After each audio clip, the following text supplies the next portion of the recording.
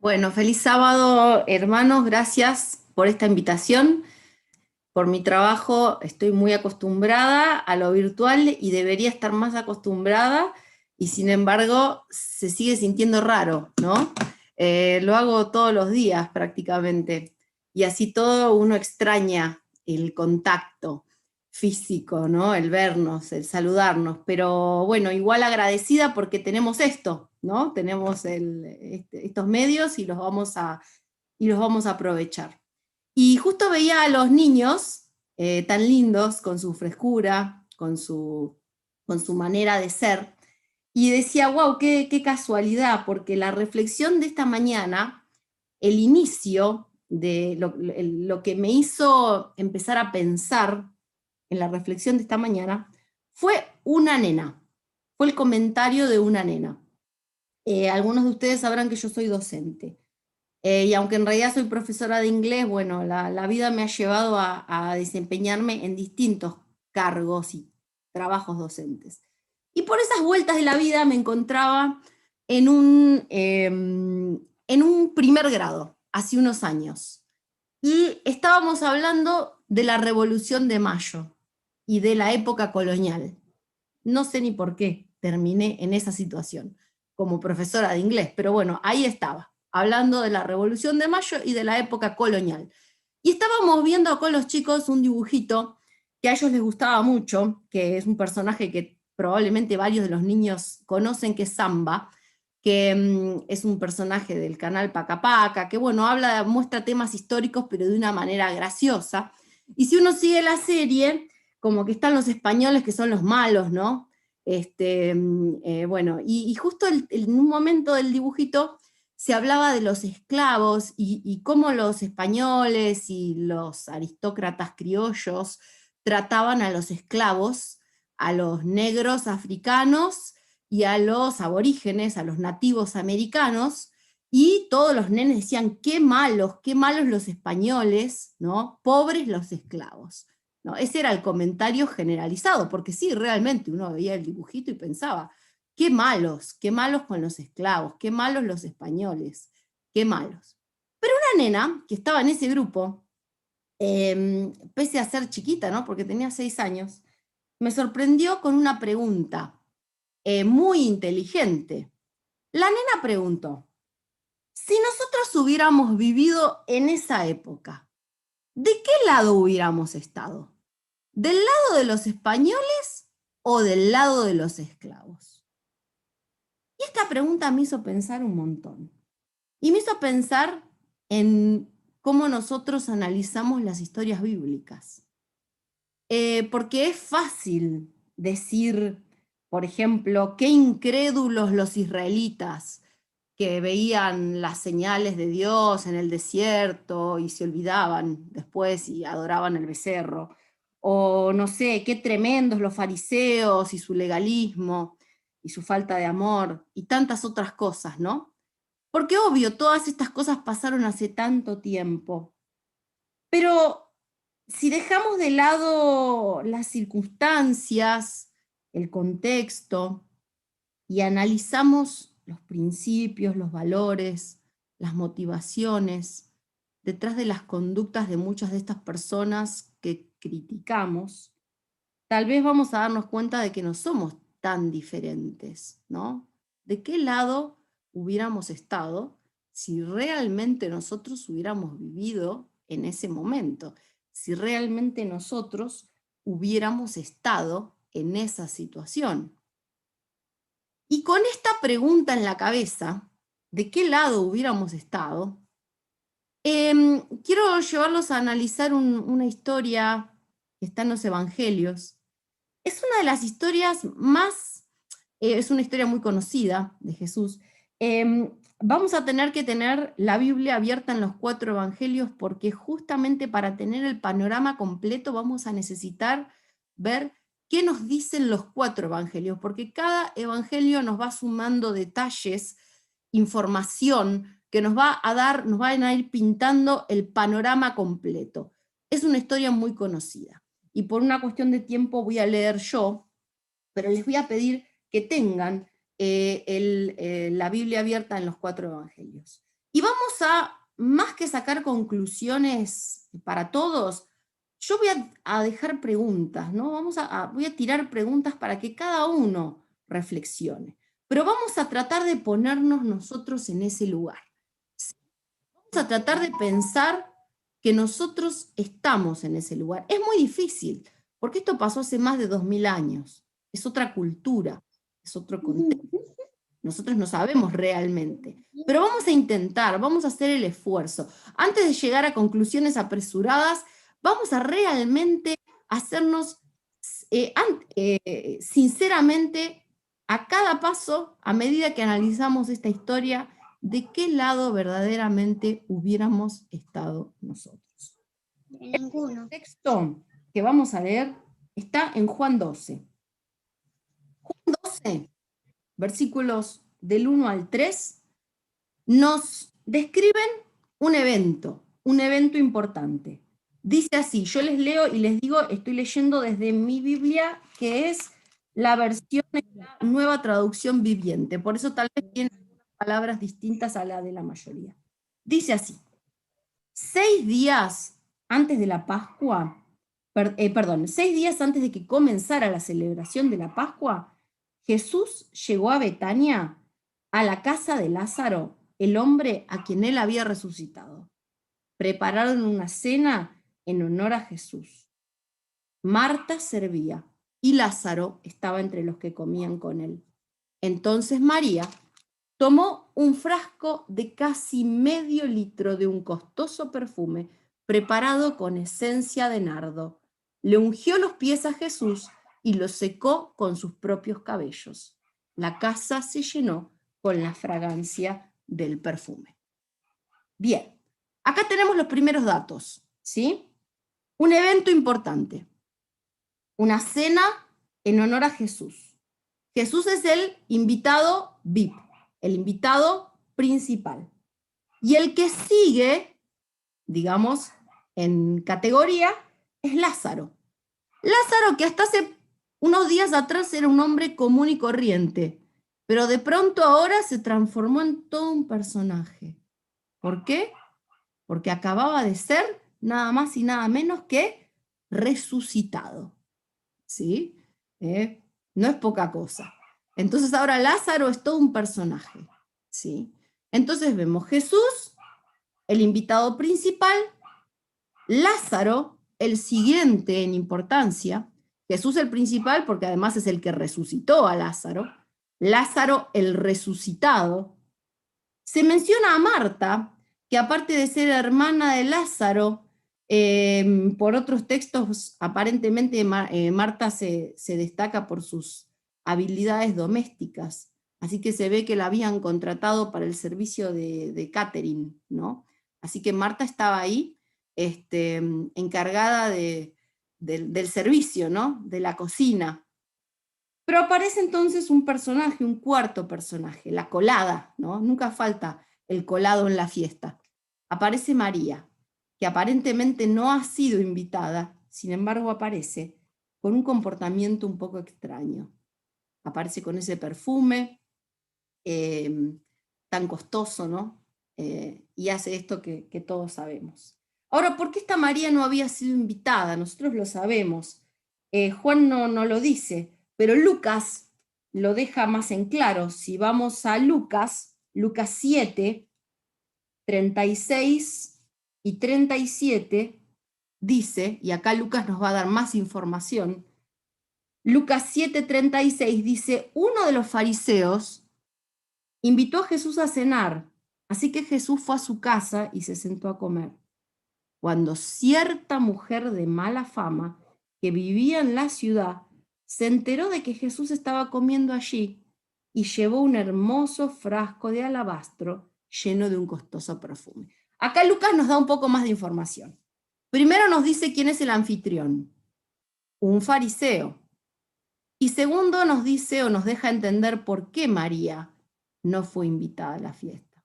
María era una mujer de mala fama, pecadora, dice otra versión. Y ahí podemos entender y sacar varias conclusiones. Y acá viene la primera reflexión. Nosotros estamos muy acostumbrados a hablar mal de los fariseos, ¿no? Enseguida asociamos la palabra fariseo con legalismo, falta de amor, los enemigos de Jesús. De hecho, los que crucificaron a Jesús, ellos tuvieron mucho que ver con esto, ¿no? Sin embargo, volvamos a la pregunta inicial. ¿De qué lado hubiéramos estado si nosotros hubiéramos vivido en esa época? En esa época, los fariseos no eran vistos como nosotros los veíamos, ¿sí? Los fariseos eran personas respetables, eran referentes, ¿sí? Entonces, probablemente si nosotros hubiéramos estado sentados en esa mesa como invitados en la fiesta de Simón, Simón se llamaba el fariseo, nosotros hubiéramos visto a este fariseo como una persona respetable, ¿sí? Aparte nosotros conocemos ya la historia completa, pero si hubiéramos estado sentados ahí no conocíamos la historia completa. Y entonces ahora viene la primera reflexión para nosotros, porque nosotros como cristianos también podemos ser considerados personas respetables, o deberíamos, ¿no? Por lo menos más respetables que otros. O tal vez nos autoconsideramos respetables. Y la pregunta que tenemos que hacernos es, ¿cómo reaccionamos cuando se acercan a nuestro medio estas personas que consideramos de mala fama? Estas personas que incomodan, porque lo que estaba haciendo María era altamente incómodo, ¿sí? María no pertenecía a ese lugar, María no había sido invitada, María era una mujer de mala fama, no tenía nada que hacer en esa fiesta en honor a Jesús, donde estaba Lázaro, que era también un personaje importante, donde estaba Marta, que era la hermana buena que se portaba bien, ¿sí? Donde estaba Simón, que era el anfitrión, un fariseo respetable. Primera pregunta que tenemos que hacernos nosotros, que tal vez nos consideramos respetables. ¿Cómo nos sentimos cuando se acercan a nuestro medio estas personas que parecen no encajar? Obviamente que como sociedad hemos evolucionado, y lo digo entre comillas, ¿no? Porque, bueno, podríamos debatir si esto es así o no, pero hemos aprendido a ser más tolerantes, al menos eso decimos. Pero sin embargo, por lo menos hablo por mi parte, ¿no? Todavía nos cuesta, a mí me cuesta. Yo lo pienso a ver como maestra de escuela sabática. Es mucho más fácil cuando en mi escuela sabática se sientan todas personas que son más o menos parecidas a mí, que yo ya sé que van a estar más o menos de acuerdo con lo que voy a decir, lo que voy a plantear, ¿no? Es más difícil cuando se acerca a nuestro medio a alguien demasiado diferente. ¿Cómo reacciono? No lo sé. Yo me lo tengo que plantear para mí. Y cada uno de ustedes tendrán que hacerse la misma pregunta. Porque María, con su accionar, despertó un montón de sentimientos negativos en los que estaban sentados en esa mesa, en esa fiesta. Lucas sigue narrando. Yo leí recién el versículo 36 y 37 de Lucas 7. El versículo 38 dice, llorando, se arrodilló detrás de él, de Jesús, a sus pies. Sus lágrimas cayeron sobre los pies de Jesús y ella los secó con sus cabellos. No cesaba de besarles los pies y les ponía perfume. Acá vemos un acto de genuina adoración. Lo que María está haciendo, sin duda, es una acción movida por el amor, por el agradecimiento y por la emoción. Y acá cabe la siguiente pregunta de reflexión. ¿Cómo es mi adoración? ¿Qué me impulsa a adorar?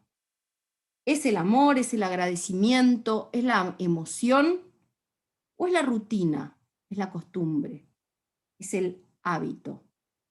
¿Es poner play y cantar lo que siempre cantamos? ¿Es dar la ofrenda que siempre doy? ¿Es hacer lo que siempre hago porque siempre lo hice y porque hay que hacerlo y punto?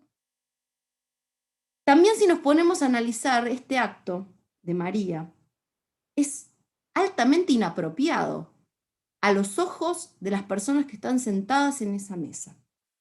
Ella no pidió permiso, se coló a una fiesta sin ser invitada. Es una mujer de mala fama, tocando a un hombre respetable.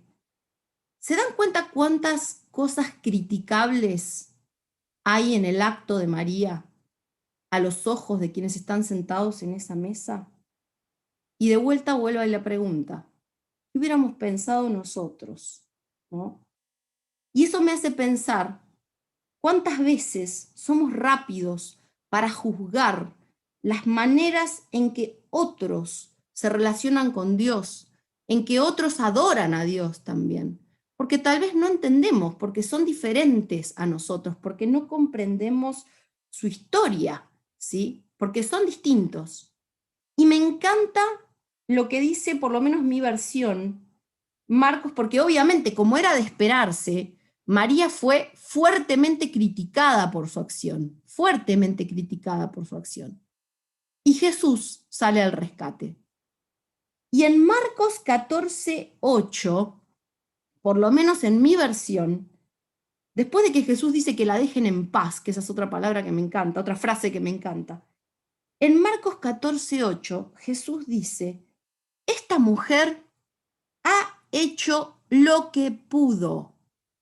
Ha hecho lo que pudo. Nosotros como humanos solo podemos ver conductas, nada más. Yo puedo ver conductas, yo puedo ver de qué manera vos te vestís, de qué manera vos comés, de qué manera vos cantás, de qué manera vos hablás. Es lo único que yo puedo ver. No puedo ver lo que pensás, no puedo ver lo que sentís. Y es inevitable, lo hacemos porque así pensamos, así somos. Nos encasillamos según estas conductas que vemos. Entonces yo, según estas conductas que veo, puedo decir, bueno, los buenos cristianos son los que hacen tal o cual cosa, después los cristianos estos tibios o a medias son los que hacen tal o cual cosa, y después estos otros son los mundanos o los perdidos, ¿no? Pero Dios no es así, porque Dios ve detrás de las conductas, ve las historias, ve lo que lleva, ve las motivaciones. Y Jesús que conoce a María, y Jesús que conoce la historia de María, y Jesús que conoce todo lo que fue pasando María, sabe que en ese momento, ese acto de adoración es lo que María podía hacer. Jesús no dijo, a partir de ahora todos tienen que ir a la iglesia a romper frascos de perfume. No dijo eso, ¿sí? Y eso me encanta porque me hace pensar que Jesús conoce la historia particular de cada uno. Y no quiere decir esto que no tengamos que tener ciertas pautas o que tengamos que tratar de ponernos de acuerdo en ciertas cosas, por supuesto que sí, pero me encanta ver que Jesús conoce la historia particular y sabe cómo María llega a esa situación, a ese momento, y en ese contexto Jesús dice, esta mujer ha hecho lo que pudo. Y en ese momento lo que mejor podía hacer María era colarse a una fiesta, llevar ese perfume y romper ese frasco a los pies de Jesús y entregarlo de esa forma. Pese a que este acto era considerado altamente inapropiado por la mayoría de los que estaban sentados en esa fiesta. Si nosotros vamos un poquito más atrás, en Marcos 14, y lo tengo que buscar, Marcos 14, esto que yo recién dije, esta frase está en Marcos 14, 8, pero en Marcos 14, 4 y 5, sobre todo el 4, hay una palabra fuerte. Dice, algunos que estaban en la mesa se indignaron. Es una palabra fuerte, ¿sí? Se indignaron. ¿Por qué desperdiciar un perfume tan costoso? Bla, bla, bla, bla. Y me hace pensar esta palabra, ¿no? Porque va más allá de enojarse. Indignarse es enojarse mucho, de manera vehemente. Y entre los que se indignaron, se destacan puntualmente a dos personas, Judas y Simón. ¿Sí? Judas y Simón. Justamente Judas habla, ¿no? Porque Judas habla y dice y expresa su crítica en voz alta. Y él dice, qué desperdicio de dinero, qué desperdicio de dinero. Este dinero se podría haber usado de otra manera, mucho mejor, se podría haber usado para los pobres. Nosotros, que conocemos la historia completa, Juan 12, no lo vamos a leer ahora por tiempo, nos dice que en realidad Judas decía esto porque era ladrón, ¿no? Nosotros sabemos que Judas era ladrón y que a Judas lo que le importaba era meter la mano en la bolsa. Pero vuelvo a la pregunta inicial. Si nosotros hubiéramos estado en ese momento, nosotros no hubiéramos sabido que el Judas era ladrón.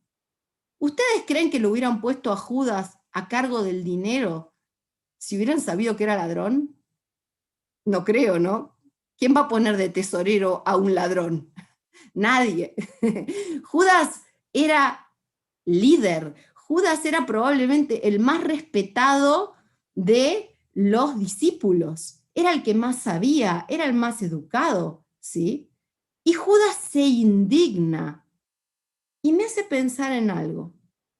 Muchas veces cuando nosotros nos indignamos por los actos que consideramos erróneos de los demás y expresamos vehementemente nuestro enojo, nuestro enfado, nuestra crítica, es un mecanismo para desviar la atención de los demás hacia la conducta de los otros, no sea que se den cuenta de lo que nosotros somos, ¿no?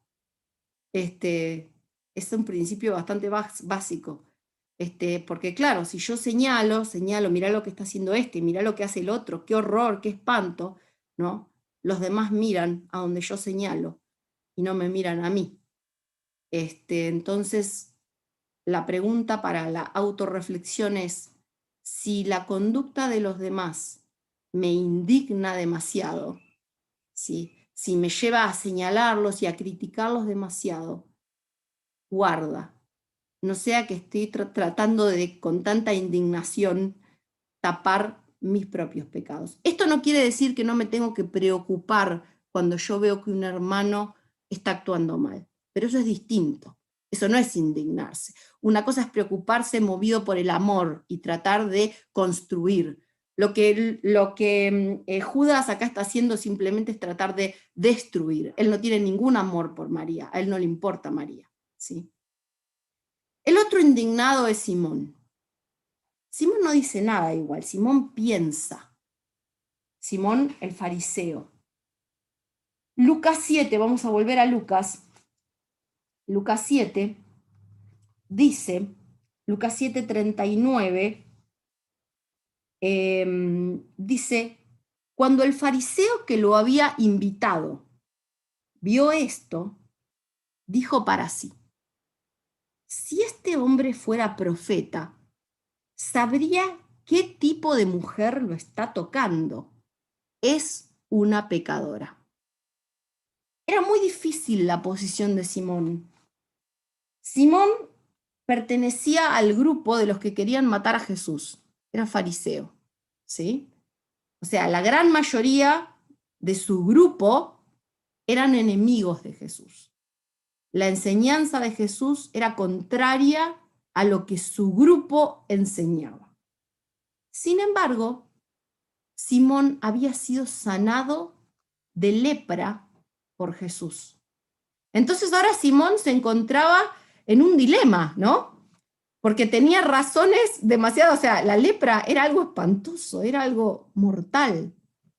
Entonces Jesús, Simón estaba forzado, digamos, a sentirse agradecido a Jesús. Obviamente que si analizamos la cultura del fariseo, los fariseos hacían todo era toda una cuestión de dar y recibir, ¿no? O sea, yo hago algo bueno para recibir algo a cambio, era la cultura de la retribución. Entonces, para Simón, yo creo que esta cena que estaba haciendo en honor a Jesús era la retribución que él le estaba dando a Jesús por haberlo sanado de la lepra, ¿sí? Simón no entendía lo que Jesús podía hacer por él, porque Simón no entendía que el problema más grande que él tenía no era la lepra, sino el pecado, ¿sí? Me gusta mucho, igual Simón no dice nada, ¿no? Simón piensa, de hecho Simón ni siquiera sabe qué pensar de Jesús. Están los que dicen que Jesús es el Mesías, sin embargo acá vemos que en su mente, o sea, por un lado el milagro es innegable, el milagro sucedió en su propia persona, Jesús lo sanó de la lepra, pero por otro lado dice, pero ¿qué sé? ¿Cómo va a ser el Mesías? Si Jesús fuera el Mesías se daría cuenta que esta mujer es una pecadora, no dejaría que lo toque. Y me encanta el versículo 40 que dice, entonces Jesús respondió a los pensamientos del fariseo, ¿no? Qué loco, ¿cómo se habrá sentido Simón cuando Jesús le respondió a sus pensamientos? Y le respondió con una parábola que conocemos. Le habló de dos deudores. Un deudor que debía 500 piezas de plata y un deudor que debía 50. ¿Sí? Uno debía mucho más que el otro. Uno debía 10 veces más que el otro. Y los dos fueron perdonados, ¿sí? Por el mismo acreedor. Y Jesús le hace una pregunta bastante lógica a Simón. ¿Cuál te parece que de los dos va a amar más? ¿Cuál va a estar más contento? Y bueno, obvio, el que tenía la deuda mayor, ¿no? Y entonces ahí Jesús hace la comparación, ¿no? Le dice, esta mujer, ¿sí? Está haciendo esto conmigo porque me ama mucho, porque se le perdonó mucho. Y acá, y da para otro sermón, ¿no? No vamos ahora a hablar de esto. El tema no es que Simón tenía tanta culpa como María, ¿sí? Y como todos nosotros. El problema es que Simón no lo entendía, ¿no? El problema es que a Simón no se le había perdonado tanto como a María, porque Simón nunca se había arrepentido, porque Simón no terminaba de entender su necesidad de perdón, mientras María sí. Entonces, como María sí entendía su necesidad de perdón, como María sí entendía que sin Jesús no era nada, y María entendía todo lo que Jesús había hecho por ella, su acto era un acto de genuina adoración. Mientras que esta cena que Simón estaba haciendo para Jesús no era un acto de adoración, era un acto de retribución. Y eso no es lo mismo. Y tendríamos que hacernos esta pregunta a nosotros. Si nuestra vida cristiana es un acto de adoración o un acto de retribución. Porque muchas veces sin querer podemos caer en esta misma conducta del fariseo. Decir, bueno, a ver, Dios hizo muchas cosas buenas por mí, ¿no? No sé, me dio una familia más o menos buena, me hizo conocer el Evangelio, gracias a eso tengo buenos hábitos, tengo una buena vida, una vida ordenada, una vida mejor que el de la mayoría. Bueno, entonces yo ahora tengo que hacer cosas por Dios, ¿no? Entonces vengo a la iglesia, participo, canto, hago esto, hago lo otro, doy el diezmo. Y podemos llegar a caer en esto, ¿no? En que nuestra relación con Dios tenga que ver con esto, una cuestión de retribución. Dios me da, yo le doy. Y en eso entonces no somos muy diferentes a los fariseos. María había entendido justamente que no había nada de lo que ella pudiera darle a Jesús que retribuyera, ¿no? Tiene que ver un poco con la lección de hoy a la mañana. Lo que María había entendido es que todo lo que Jesús había hecho era imposible para ella hacer. Pero lo que ella sí estaba haciendo era agradecer. Por medio de este acto de adoración, ella estaba agradeciendo de corazón, movida por el amor y la emoción, y nada más, ¿sí?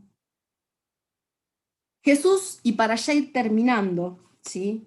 El último versículo que vamos a leer está en Mateo 26. Mateo 26, versículos, leo a partir del 10, ¿sí? Bueno, también acá dice que Jesús escucha, ¿no? Todas las críticas que hacen a María en la mesa.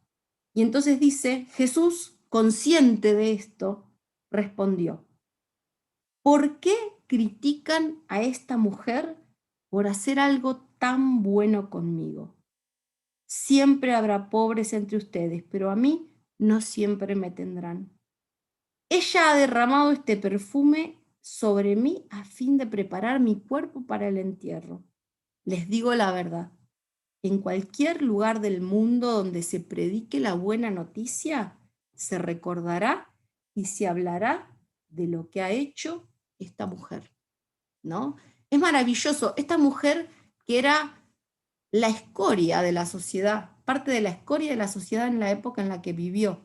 Ella no era nada, era lo peor. y Jesús la eleva de en semejante forma, ¿no? ¿Por qué la critican? Déjenla en paz, dice en otro lugar. Y no solo eso, Jesús dice algo que hoy estamos cumpliendo, porque hoy estamos predicando el Evangelio y hoy estamos hablando de lo que hizo María hace más de 2000 años. Entonces, volviendo a la historia original que me llevó a todo este tren de pensamiento, cuando la nena de primer grado me preguntó por el tema de los españoles y los esclavos y demás, ¿no? Cuando ella me preguntó si nosotros hubiéramos vivido en esa época, ¿de qué lado hubiéramos estado? ¿Qué respuesta? ¿Qué responderle? Yo me dejó así un poco como regulando. Porque bueno, claro, ahí había todo, era muy fácil decir, no, obvio, del lado de los esclavos. Pero si yo miraba a esos nenes, analizaba un poquito, todos con apellido de origen europeo, si analizabas la apariencia de todos ellos, de todos los que estábamos ahí, claramente ninguno ni con una gota de sangre nativa americana o africana. Yo le dije a la nena, mirá, la verdad no lo puedo saber con certeza porque no nos tocó vivir esa época, pero es muy probable que hubiéramos estado del lado de los españoles. Es la verdad, es la verdad. Pero entonces lo que le dije es, no nos tocó, ya está, eso no nos tocó vivir. Lo que podemos hacer es aprender de lo que pasó. ¿Sí? Eso ya pasó. Lo que podemos hacer es aprender de lo que pasó. Y ahora, cuando nosotros veamos que hay alguien que usa su fuerza para aprovecharse de alguien más débil, que se aprovecha, que saca ventaja, bueno, tratemos de ser buenas personas, tratemos de defender a los más débiles, tratemos de aprender de esto malo que pasó, ¿no? Es lo único que podemos hacer, porque lo que pasó, ya pasó. Creo que esta respuesta que se me ocurrió en ese momento darle a esta nena se aplica también a la reflexión de esta mañana. ¿De qué lado hubiéramos estado nosotros si hubiéramos estado sentados en la mesa de Simón en esa fiesta? Y realmente no lo sabemos, porque no nos tocó estar ahí, ¿sí? Pero si somos sinceros con nosotros mismos, si yo soy sincera conmigo mismo, tengo que darme cuenta que muchas veces no tengo la tolerancia necesaria, ¿no? Como para poder decir con seguridad, yo hubiera estado del lado de María, ¿no? No lo sé, no me tocó y ya está. Pero tengo que aprender de esto y tengo que pedirle a Dios que me ayude a tener más tolerancia, que me ayude a entender, ¿sí? Que a los ojos de Él, más allá del lugar que nos dé la sociedad, más allá de las historias de vida que cada uno tengamos, de las cicatrices que podamos cargar, de las diferencias que esta vida pueda marcar entre uno y otro, del valor que la sociedad nos pueda dar a unos o a otros, ante Dios somos todos iguales. Todos dependemos 100% de la gracia de Jesús para nuestra salvación y por eso es que todos debemos considerarnos como hermanos y por lo tanto todos debemos tratarnos los unos a los otros con el mismo amor y con el mismo respeto que Jesús trató a todas las personas cuando estuvo acá en la tierra. Bueno, hermanos, esta es la reflexión para esta mañana y espero que sirva a todos para poder crecer en Jesús.